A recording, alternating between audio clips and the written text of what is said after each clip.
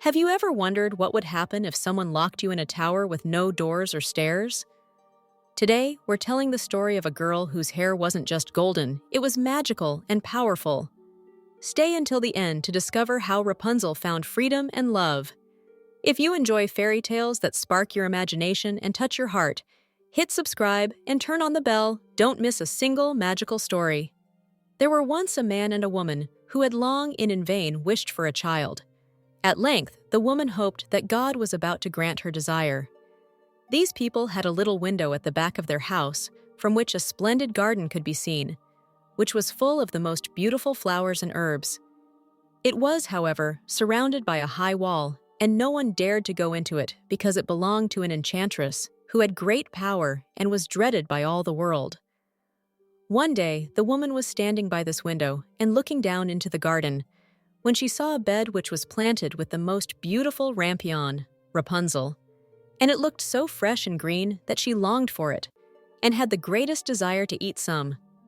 This desire increased every day, and as she knew that she could not get any of it, she quite pined away and looked pale and miserable. Then her husband was alarmed and asked, "What ails you, dear wife?" "Ah," she replied, "if I can't get some of the rampion which is in the garden behind our house to eat, I shall die." The man who loved her thought, "Sooner than let your wife die, bring her some of the rampion yourself, let it cost you what it will." In the twilight of evening, he clambered down over the wall into the garden of the enchantress, hastily clutched a handful of rampion, and took it to his wife. She at once made herself a salad of it and ate it with much relish. She, however, liked it so much, so very much, that the next day she longed for it 3 times as much as before.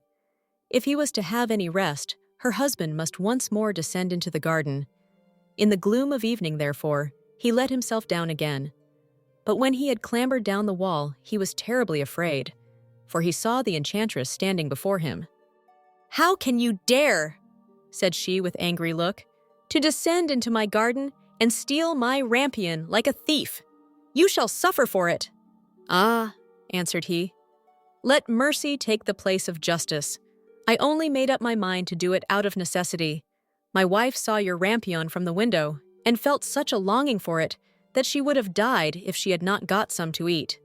Then the enchantress allowed her anger to be softened and said to him, "If the case be as you say, I will allow you to take away with you as much rampion as you will. Only I make one condition. You must give me the child which your wife will bring into the world. It shall be well treated, and I will care for it like a mother." The man in his terror consented to everything, and when the little one came to them, the enchantress appeared at once, gave the child the name of Rapunzel, and took it away with her. Rapunzel grew into the most beautiful child beneath the sun.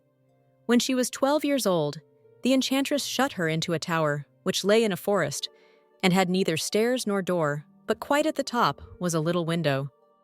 When the enchantress wanted to go in, she placed herself beneath this and cried, "Rapunzel, Rapunzel, let down your hair to me."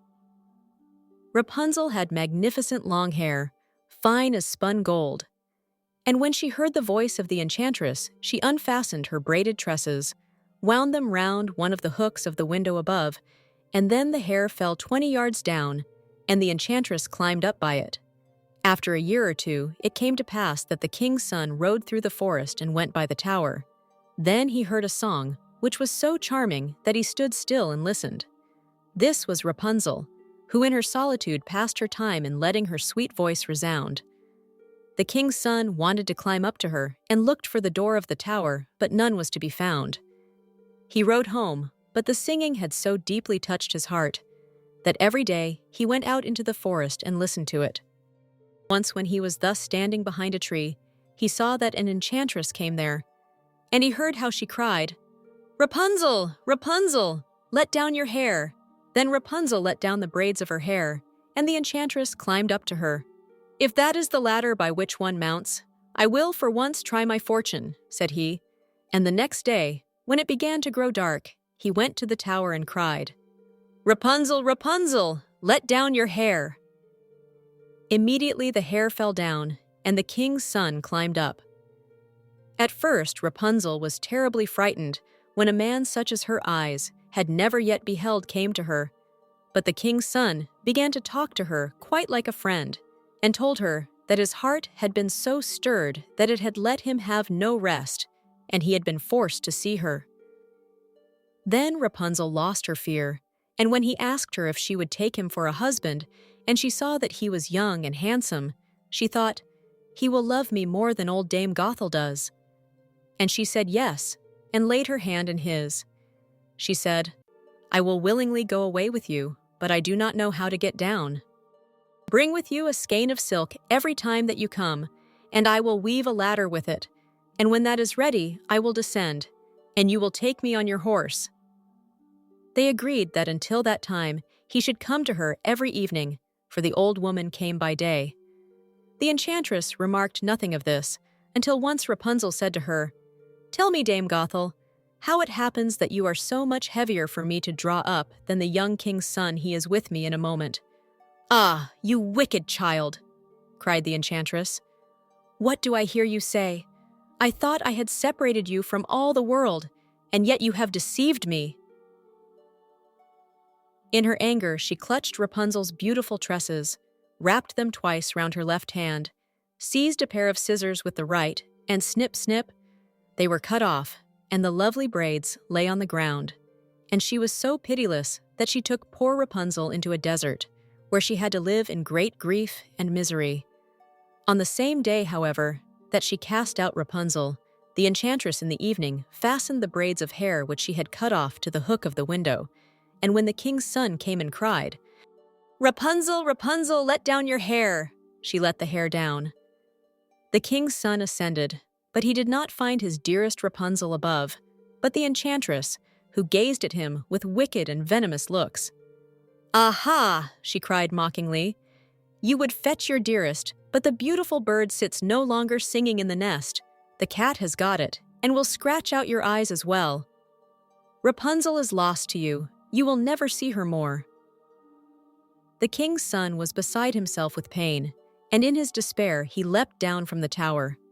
He escaped with his life, but the thorns into which he fell pierced his eyes. Then he wandered quite blind about the forest, ate nothing but roots and berries, and did nothing but lament and weep over the loss of his dearest wife. Thus he roamed about in misery for some years, and at length came to the desert, where Rapunzel lived in wretchedness. He heard a voice, and it seemed so familiar to him that he went towards it. And when he approached, Rapunzel knew him and fell on his neck and wept. 2 of her tears wetted his eyes, and they grew clear again, and he could see with them as before. He led her to his kingdom, where he was joyfully received, and they lived for a long time afterwards, happy and contented.